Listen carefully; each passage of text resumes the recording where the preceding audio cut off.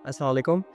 Last 7th episode के अंदर जैसे कि हम उसके एंड में हमने डिस्कस किया था कि किस तरह से बेसिकली इसराइल ने जो है और बेसिकली हम उसी तरफ ही आ रहे हैं कि किस तरह से इसराइल ने मुस्लिम वर्ल्ड के ऊपर जो है 1948 के बाद से इतने ज़्यादा जुल्म और ज़्यादती करना शुरू की। और डेफ़िनेटली सोचने की बात ये है कि एक ऐसा मुल्क जिसकी बेस ही नहीं थी, जो कुछ था ही नहीं, और उसने किस तरह 1948 के अंदर उसकी इस्टेब्लिशमेंट भी हुई और इस्टेब्लिशमेंट के होते के साथ ही उसने पूरा का पूरा जो मुस्लिम वर्ल्ड था, जो मिडल ईस्ट था, उसको शिकस्त भी दी। और फिर आगे अब देखें रिसेंट डेज़ में क्या चल रहा है। तो आमिर भाई कुछ और शेयर जी, करिए। बिल्कुल, मैं इसके अंदर एक चीज़ आपको बताना चाहूँगा, बहुत अच्छा आपने पॉइंट मेरे ज़हन में लाया। मैं आपके साथ इस टॉपिक के ऊपर चलूँ ना तो आपकी पॉडकास्ट के एपिसोड्स कम पड़ जी थी, जो मेरे पास पॉइंट्स हैं। अच्छा, इसके अंदर मैं एक चीज़ आपके सामने लाऊँ कि अ, आप बात कर रहे हैं जो पहली जंग हुई। आपको पता है कि जब पूरा का पूरा मिडल ईस्ट अरब वर्ल्ड जो सी इज़राइल के साथ जंग में थी, they were on their knees, Israelis were there on their knees. हुँ, और ये ऑलमोस्ट जंग हारने के बिल्कुल उस पॉइंट पे पहुंच चुके थे। इन लोगों ने जब 1967 की जंग हुई है अरब अरब वर्ल्ड के साथ, जिसके अंदर इराक भी शामिल था, जिसके अंदर बाकी प्रॉक्सी आर्मी भी उसके इंक्लूडेड थी।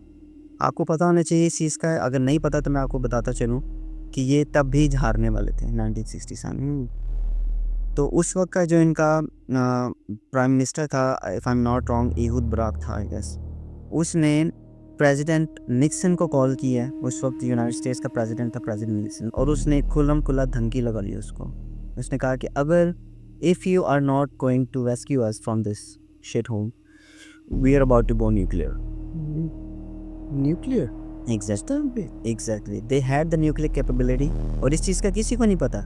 आई नो दैट, मैं आपको बता रहा हूँ। और इस धमकी के बाद रिचर्ड निक्सन ने जो सा कदम उठाया, और उसने उस वक़्त का सबसे बड़ा इमदादी टोला आर्माडा जो सा वो इज़राइल की मदद के लिए भेजे, जिसके अंदर बहुत सारे टैंक्स, बहुत सारे जहाज़, हेलीकॉप्टर, और इस तरीके से फिर इन लोगों ने अरब दुनिया को इस जंग में हराया। ये अभी भी अगर आप देखें कि अगर इनके बात नहीं कोई प्रेसिडेंट मांगता तो सबसे पहली धमकी यही लगाते हैं कि हम लोग फिर न्यूक्लियर वॉर अपने चलाने वाले हैं। अब आपको मैं इस चीज़ के अंदर बताता चलूँ कि हिस अमेरिकन प्रेसिडेंशियल हिस्ट्री के अंदर सिर्फ़ एक वाहिद आपको प्रेसिडेंट एक ऐसा नज़र आएगा जो जाके वेस्टर्न वॉल को चूमता नहीं है, या अपने सर पे वो छोटी-सी कफ़िया पहन के वो उधर सॉरी कफ़िया वर्ड यूज़ किया है, उसको कुफ़ी कहते हैं। और डिफरेंट वर्ड्स यूज़ होते हैं, मगर यूनाइटेड स्टेट्स के अंदर उसके लिए वर्ड यूज़ होता है कुफ़ी का। वो जो छोटी-सी टोपी इन यहूदियों ने पहनी होती है, ये आपको क्यों नज़र आता है कि ट्रंप भी है, बिल क्लिंटन भी है, बुश भी है, बराक ओबामा भी है, रिचर्ड निक्सन भी है। मतलब जितने भी प्रेसिडेंट्स हैं, ये वो टोपी पहन के उस वेस्टर्न वॉल, वेलिंग वॉल की तरफ क्यों जाते हैं? क्योंकि they want to show their allegiance to the Israeli state, to the Zionist state. आपको सिर्फ़ एक प्रेसिडेंट नहीं नज़र आएगा, हुँ, हुँ। And that is John F Kennedy, John Fitzgerald Kennedy. और देख लें कि उसका क्या हाल हुआ। He was strong, he was strongly opposing their nuclear program. उसने जब इनको कहा अपना कि मुझे अपना आप न्यूक्लियर प्रोग्राम शो कराएं, या जो IAEA को एटलीस्ट विज़िट करने दें, तो उस वक्त स्ट्रेट फॉरवर्ड इज़राइल का जो प्राइम मिनिस्टर था उसने इनकार कर दिया कि हम लोग नहीं दिखाना चाहते हैं। और उसके बाद क्या हुआ आपके सामने है कि किस तरह उसके सामने दुनिया के सामने उसकी पब्लिक एग्जीक्यूशन की गई है। Definitely yes. He was strongly against the nuclear program of Israel. ठीक है? उसके बाद से जितने भी प्रेसिडेंट्स आए हैं, आपको वो दीवार पे चूमते हुए नज़र आएँगे। ठीक है? उसकी वजह यही है कि उनको और दुनिया को वो दिखाना चाहते हैं कि जो मर्ज़ी कर लें, आप जितनी बड़ी डेमोक्रेसी कर लें, आपको जो भी प्रेसिडेंट अब आने वाला नज़र आएगा, वो ट्रंप हो जाए, वो चाहे बुश हो जाए, चाहे वो बिल क्लिंटन हो जाए, चाहे बराक ओबामा हो जाए, वो आपको वेस्टर्न वॉल चूमता हुआ नज़र आएगा, वो इज़राइल की हिमायत करता हुआ नज़र आएगा। अब आ जाते हैं हमारे जो पाकिस्तान बरसग़ीर के अंदर जो इस इसराइल का इशू को सबसे पहले उठाने वाले थे वो डॉक्टर इसरार रहमान साहब थे। उनके आप यूट्यूब वीडियोस देख लें कि वो किस तरीके से उन्होंने वर्ल्ड वॉर के सेकंड वर्ल्ड वॉर में भी उन्होंने बताया कि किस तरीके से जो सा ये एक यहूदियों की साजिश थी। अमेरिका किसी तौर सेकंड वर्ल्ड वॉर में नहीं आना चाह रहा था, उनका बनता भी नहीं था क्योंकि वो जंग छिड़ी थी यूरोप के अंदर। यूरोप के अमेरिका जो से एक टोटल अल्ले का अलहदा जजीरा है, एक अलहदा अगर आप उसकी जोग्राफी देखें तो बिल्कुल बिल्कुल सेपरेट है वो। उनका कोई मकसद नहीं था, ना वो इस वॉर के अंदर आना चाह रहे थे। मगर इस डॉक्टर इसरार अहमद साहब की मैं इस बात से बिल्कुल इत्तेफाक करूँगा कि उन्होंने बिल्कुल सही कहा कि इन लोगों ने किसी तरीके से जापान को इस चीज़ पे आमादा करके अमेरिका के ऊपर हमला कराया, ठीक है, जिसकी वजह से मजबूरन अमेरिका को सेकंड वर्ल्ड वॉर में घुसना पड़ा और फिर इनकी जान बची। आपको पता होना चाहिए इस चीज़ का, अगर नहीं पता तो मैं बताता चाहता हूँ कि चर्चिल 3 से 4 दफ़ा उस वक्त के जो प्रेसिडेंट हैं उनके पास गया, अमेरिका के प्रेसिडेंट के पास, दैट वी नीड जो है we are on our knees. UP का वो था चर्चिल चर्चिल जो प्राइम मिनिस्टर था उस टाइम, वो डेमोक्रेटिकली इलेक्टेड प्राइम मिनिस्टर नहीं था। अच्छा, ठीक है, उसको वॉर टाइम प्राइम मिनिस्टर बनाया गया क्योंकि उस टाइम जंग छिड़ी हुई थी और उस वक्त का जो प्राइम मिनिस्टर था वो ही वॉज नॉट केपेबल क्योंकि वो हिटलर के साथ जो सा एक मुआहदा करके आया जिसके अंदर उसने बड़ा फेमसली जब वो हीथ्रो एयरपोर्ट पे उतरा तो उसने एक पम्फलेट हिलाया, पेज हिलाया कि मैं जो सा पीस ट्रीटी करके आ जाऊँ, मगर Hitler was unstoppable at that time. तो उस वक्त उस ट्रीटी के नाकामी के बाद उन लोगों ने वॉर टाइम क्राइटेरिया को मद्देनज़र रखते हुए चर्चिल को जो सा सामने लेके आए। आप देखें कि उस वक्त Franklin D Roosevelt that was a president of that time. Franklin D Roosevelt के पास वो 3 से 4 दफ़ा आया और उसने बड़ा कोशिश की कि किसी तरीके से अमेरिका, क्योंकि अमेरिका उस at that time was industrial hub of the world. सारी इंडस्ट्री, सारी इतनी बड़ी फ़ौज और इतना मतलब समुद्री बेड़े और पता नहीं क्या क्या कुछ, मतलब जहाज़ और whatever it is, they were way ahead of their time। Germany को वो कोई टक्कर दे सकता था उस वक्त, तो उसने मैं यूनाइटेड स्टेट्स दे सकता। आप मूवीज़ भी देख लें कि किस तरीके से अमेरिका ने आके इन लोगों को बचाया। बरतानिया भी अपने घुटनों पे था। फ्रांस तो 3 से 4 दी के अंदर अंदर वो सरेंडर कर चुका था। पोलैंड, ऑस्ट्रिया और बाकी चीज़ें। अच्छा, अब फ्रैंकलिन डी रूज़वेल्ट की तबीयत काफ़ी नासाज हो गई, वो काफ़ी बीमार हो गया, तो वो वर्ल्ड वॉर के आखिरी दिनों में मर गया, ठीक है। अब उसका सक्सेसर कौन है? Henry S Truman. That guy is a 33 degree Mason. 33 degree masonry means he was an Illuminati, ठीक है। 33 डिग्री मेसन होना that is considered to be a, अगर आप नॉर्मल वे में बात करें तो वो इनमें हायरार्कीज़ होती हैं। जनरल लेवल का जो सा होता है वो 33 डिग्री मेसन उसको कहा जाता है। तो हेनरी एस ट्रूमन जो सा है वो 33 डिग्री मेसन था और जापान बिल्कुल सरेंडर नहीं करना चाह रहा था। दे वर ऑन देयर नीज, मगर Japan was not willing to surrender at all, क्योंकि जब ये स्टार्ट हुए हैं जज़ीरों को फ़तह करते हुए अमेरिका और एलाइड फोर्सेस, ज़्यादातर उसमें अमेरिका ही था। तो यूनाइटेड स्टेट्स आर्मी जो सी जज़ीरे से जज़ीरे पे कब्ज़ा करती जा रही थी, जो जापान की। जब ये ओकिनावा तक पहुँचे हैं तो इन लोगों ने देखा कि वहाँ के जो फार्मर्स हैं वो इस वजह से कि ये हमारा जो सा है वो हमारी औरतों का रेप करेंगे और हमारे बच्चों को करेंगे, तो उन लोगों ने अपने आप को मारना शुरू कर दिया। जापान और ऑल ऑफ वॉर जापान के जो एम्परर थे उन्होंने ऑल ऑफ वॉर करार दी हुई थी कि कोई सरेंडर नहीं करेगा, औरतें बच्चे सब कुछ मोबिलाइज्ड है, ठीक है। तो जापान को घुटनों पे किस तरह से लाया गया, ये हेनरी एस ट्रूमन जो उस टाइम वॉर टाइम प्रेसिडेंट बना, इसने वहाँ पर जो सा है विदाउट सेनेट अप्रूवल इसने ऑर्डर दिया कि इनके ऊपर हिरोशिमा और नागासाकी के ऊपर एटॉमिक बॉम्ब गिराए जाए। तो एटॉमिक बॉम्ब गिराए गए और उस वक्त जो है जापान ने फिर उस मजबूरी के तहत जो से सरेंडर किया। आप ये देख लें कि उस वक्त भी एटॉमिक बॉम्ब गिराए गए तो जब एटॉमिक बॉम्ब जिस जगह पे गिरे वो ज़मीन के ऊपर ब्लास्ट नहीं हुए, वो एक सर्टेन लेवल के ऊपर जाकर ज़मीन से ऊपर वो ब्लास्ट हुआ, जिसकी वजह से जितने भी नज़दीक के लोग थे वो इवेपोरेट हो गए, दे वर सिंपली इवेपोरेटेड। अब जो नई अल जज़ीरा की रिपोर्ट आई है उसके मुताबिक तकरीबन 20,000 के करीब फ़लस्तीनी भी इस तरह के हैं कि जिनके ऊपर बॉम्ब्स गिराए गए तो इंस्टेंट वेपर्स में इवेपोरेट हुए हैं वो लोग। जो गदा के अंदर वो बॉम्ब्स गिराए गए वो इंतहाई हाई टेम्परेचर वो जनरेट करते हैं जो ब्लास्ट। स्पेसिफिक कोई नाम है मेरे ख्याल से। हाँ, तो और आप ये देखें कि उनके ऊपर नाम लिख के अपने ये बॉम्ब्स गिराते रहे हैं। मैंने इतना किसी आप देखें कि आपका जितना भी मिडल ईस्ट है, जो प्रॉस्परस मिडल ईस्ट आप कह लें कि यूनाइटेड अरब एमिरेट्स है या सऊदी अरेबिया है, आपको कोई भी वहाँ पर नज़र नहीं आएगा कि जो फ़लस्तीन की हिमायत कर रहा। बल्कि अभी रिसेंटली मैं एक इंटरव्यू सुन रहा था जिसके अंदर यूनाइटेड स्टेट्स का एक सेनेटर है और वो यूनाइटेड स्टेट्स का एनवॉय भी है, वो नेतन्याहू का पैगाम लेके एमबीजी के पास जा रहा है। एमबीजी अगर आप नहीं जानते तो यूनाइटेड अरब एमिरेट्स का जो जैसे एमबीएस है इस तरह उनका जो खलीफा है उसके पास जा रहा है कि वो इतना अपॉर्ड है, इतना हैरान है यूनाइटेड अरब एमिरेट्स की जो एक हिमायत है इज़राइल के बारे में या इज़राइल के हक़ में, उससे इतना ज़्यादा खुश है नेतन्याहू कि वो बयान नहीं कर सकता अल्फाज में।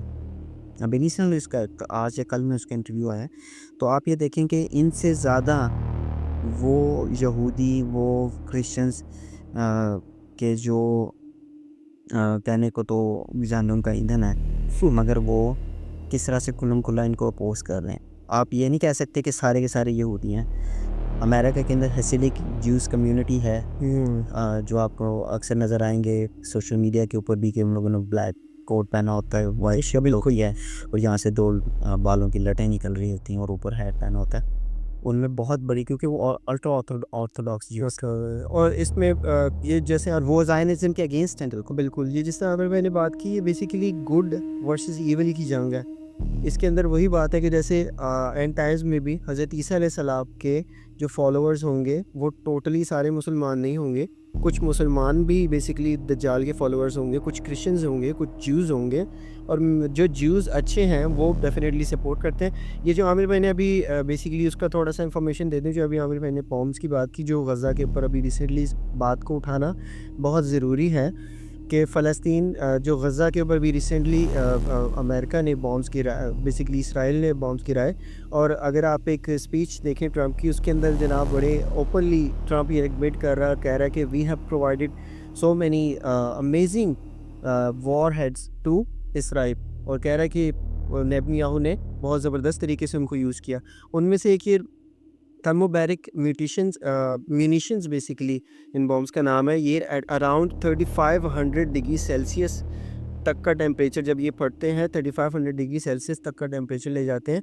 और ये अल जज़ीरा की रिपोर्ट है, ये कहते हैं कि they left no trace nearly of 3000 Palestinians. ये रीसेंट टाइम की बात की एग्जैक्टली। और ये अच्छा, अब एक चीज़ है जो हमें भी बहुत कंसर्न करती है और यूनाइटेड स्टेट्स में भी बहुत कंसर्निंग है कि क्या वजह है कि ऑल ऑफ अ सडन आपका सोशल मीडिया जो कि इतना अपोज करता था एंड एंटीसेमिटिज़म को, मतलब इतना शिद्दत के साथ अपोज करा, किस तरह से एकदम से इन लोगों ने हर चीज़ को इतना अलाउ कर दिया कि हर बंदा खुल्लम खुल्ला इसराइल की हिमायत कर सकता है। इसके अंदर एक चाइनीज़ प्रोफेसर है, मैं उसका नाम आपको प्रोवाइड करूँगा, वो आपने शेयर करना है। उसने बड़ा खूबसूरत एक तज्ज़िया पेश किया। उसने ये कहा कि इज़राइल चाहता है कि at the end of the time, at the end of the days, जब क़यामत नज़दीक होगी या जो जजमेंट डे नज़दीक होगा, उस वक्त सारी दुनिया एक तरफ होगी और यहूदी एक तरफ होंगे। They want this world to turn all of them against them. They want all of this world to turn against them right now. यही वजह है कि 2025 के एंड में और 2026 में इस वक्त इतना स्ट्रांगली एंटा इसराइल, एंटा ज़ायनिज़्म प्रोपेगेंडा चल रहा है। प्रोपेगेंडा नहीं कह सकते इसको, मकसद कि आपको आज़ादी है थोड़ी कि आप खुल्लम खुल्ला क्रिटिसाइज़ कर सकते हैं, क्योंकि इसराइल ख़ुद ये चाहता कि दुनिया हमारे अगेंस्ट हो। हम और आप ये देखें कि जगह जगह पे फॉल्स फ्लैग ऑपरेशन करा के वो यही इजराइलियों को, यहूदियों को ये मैसेज देना चाहते हैं कि तुम्हारे लिए जो अगर सेफ़ हेवन है अगर कोई, तो वो इसराइल ही है। वापस आओ इस इसराइल के अंदर। आप देखें कि यूनाइटेड स्टेट्स के अंदर फ्री हेल्थ केयर नहीं है, फ्री हाउसिंग नहीं है, वहाँ पे कोई फैसिलिटी नहीं है। You'll have to earn whatever you want to get. मगर आप इज़राइल जाते हैं तो आपको फ्री सिटीजनशिप है, वहाँ पे फ्री हाउसिंग है, फ्री हेल्थ केयर है, वहाँ पे फ्री अलाउंसेस हैं, आपको वहाँ पे वेलकम किया जाता है। अगर आप वहाँ पर आते भी हैं, आपकी फैमिली आप ज्यू हैं, तो आप वहाँ पे जाके सेटल आराम से हो सकते हैं। इसी वजह से वो अपना एक्सपेंशन करना चाह रहे हो। अगर ग्रेटर इसराइल का नहीं पता तो उसके अंदर आधे से ज़्यादा सऊदी अरब भी है, उसके अंदर जॉर्डन भी है, उसके अंदर सीरिया भी है, फ़लस्तीन भी है, लेबनान भी है। तो इन लोगों ने उस प्रोग्राम तक, उस पॉइंट तक इस चीज़ को लेके जाना है। अब मोसाद की बात है, जहाँ तक मैं एक क्लिप आपको सुनाना चाहता हूँ, इसका ज़रा काइंडली सुनिएगा। ये चार्ली कर्क कह रहा है। So I've been to Israel many times. The whole country's a fortress. When I first heard this story, I still have the same gut instinct that I did initially. I find this very hard to believe. I've been to that Gaza border. You cannot go 10 feet without running into a 19-year-old with an AR-15 or an automatic machine gun that is an IDF soldier. Right? The whole country is surveilled. And so let me just kind of go through this. We don't talk about Israeli politics very often, and most Americans don't know this. The last 9 months, Israel was on the brink of civil war. It's not an exaggeration. This judicial stuff, there were hundreds of thousands of Israelis taking to the streets because Bibi Netanyahu was basically redefining the Israeli constitution. That's not an exaggeration, right? He said the judicial branch has too much power. There were protests planned this week against Netanyahu, where they anticipated tens of thousands of people to take to the streets. That's all gone, Patrick. Netanyahu now has an emergency government and a mandate to lead. I'm not willing to go so far that saying that Netanyahu knew or there was intelligence here, but I think some questions need to be asked. Was there a stand down order? Was there a stand down order? 6 hours? I don't believe it. Israel's the size of New Jersey. When I took a helicopter ride from Jerusalem to the Gaza border, it's 45 minutes. 6 hours. They're live streaming the killing of Jews. Did somebody in the government say stand down? That is a legitimate non-conspiracy question. The whole country is the IDF. The whole country. बहुत अच्छा point इसने ये Charlie कर्क अपनी assassination से कुछ दिन पहले की ये उसकी पीबीडी पॉडकास्ट के अंदर उसके इंटरव्यू है। बड़े उसने नसूख से कहा कि आप जो सा है अगर इस गलतफहमी में हैं कि इज़राइल जो सा वो डेमोक्रेसी है मिडल ईस्ट में, जिस तरह से वो लोग बड़ा फेमसली अपने आप को डेमोक्रेसी, वाहिद डेमोक्रेसी कहते हैं और पूरे के पूरे middle east, they are not a democracy now. Netanyahu के लिए अभी रिसेंटली उनके जो कनेसेट कहा जाता है, उनका जैसा हमारा सेनेट या असेंबली होती है, उनका कनेसेट कहा जाता है। कनेसेट के अंदर उसने खड़े होके जो प्रेसिडेंट है इज़राइल का, उससे खुल्लम खुला नेतन्याहू के लिए एक प्रेसिडेंशियल पार्डन की उसने रिक्वेस्ट की है कि इसको माफ़ कर दिया जाए, इसके जो वॉर क्राइम्स हैं उसके अंदर इसको माफ़ कर दिया जाए। अब ट्रंप, क्या वजह है कि ट्रंप क्यों इतना ज़्यादा इसका हिमायती है इज़राइल का, नेतन्याहू का? अभी रिसेंटली भी जो सा है एक उसके अंदर शो के अंदर उसने उसके पास एक बंदा खड़ा हुआ, उसने ट्रंप के कंधे के ऊपर हाथ रख के कहा है कि this is our first Jewish president. ठीक है, उसकी वजह यही है कि एक तो ये कि मैं आपको कुछ नाम दूंगा, आपने वो ज़रूर, या नेक्स्ट पॉडकास्ट जो हमारी एपिसोड होंगी उसके अंदर मैं वो नाम लेके आऊँगा कि जो कई मिलियन डॉलर्स में ट्रंप को उसकी प्रेसिडेंशियल रन में, प्रेसिडेंशियल कैंपेन्स के अंदर उसको डोनेट करते रहते हैं। So how could he stand against Israel? Definitely that's the main question basically. तो इसी तरह ही देख सकते हैं कि किस तरह ट्रंप जो है इतना ज़्यादा सपोर्ट कर रहा है। आज आके हम लोग गाली जो है ट्रंप को देते हैं, दूसरे लोगों के बेसिकली पूरा एक सिस्टम चल रहा है अगेंस्ट द इंटायर वर्ल्ड। तो नेक्स्ट एपिसोड के अंदर इंशाल्लाह मज़ीद डिस्कस करेंगे। Thank you so much for watching.